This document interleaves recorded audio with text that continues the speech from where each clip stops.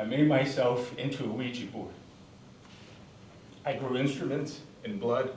I polished ligatures of misguided passions with plasma, and I pushed percussion sections of my past into the nosebleeds of a venue I still don't feel at home in. It was never my intention to facilitate a conversation this thorough, holding my tender construction paper constitution under the limelight. But the dead don't die. They are ferocious homebodies in more ways than one. You see me as a calling card of homesickness, even though I'm a hometown all to myself, proudly hemorrhaging an open wound, open-ended with a history of hauntings from every life I left out on the line to dry. Or was it wire hangers? All my wires are crisscrossed, an epitaph of nervous humor to reinforce my need to be a vocalization in a boneyard of lightning and not an echo in a derelict dilapidation of a windpipe with no kick in the sail.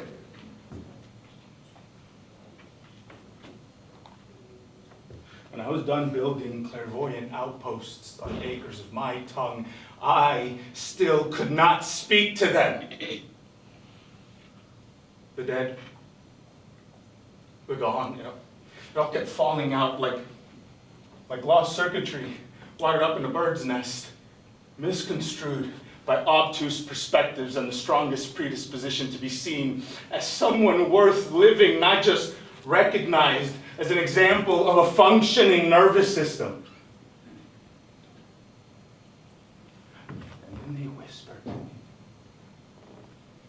like bullet holes in the 4th of July, rattled me like bird cages in the back seat of a minivan heat warning.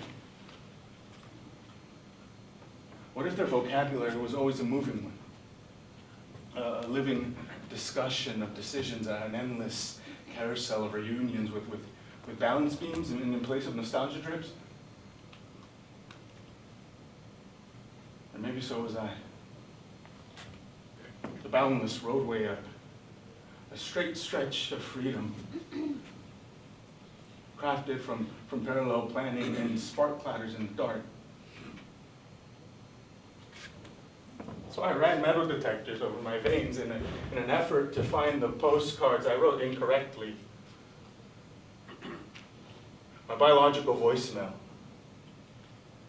A poltergeist that led seances like crash courses into crashing into your loved ones with accuracy. When you live like a haunted house, the work you put in makes even campfires a mess of bashful melancholy. When you live like a haunted house, you can't imagine any part of your ghost ever feeling holy, making yesterday seem like a cheap silhouette.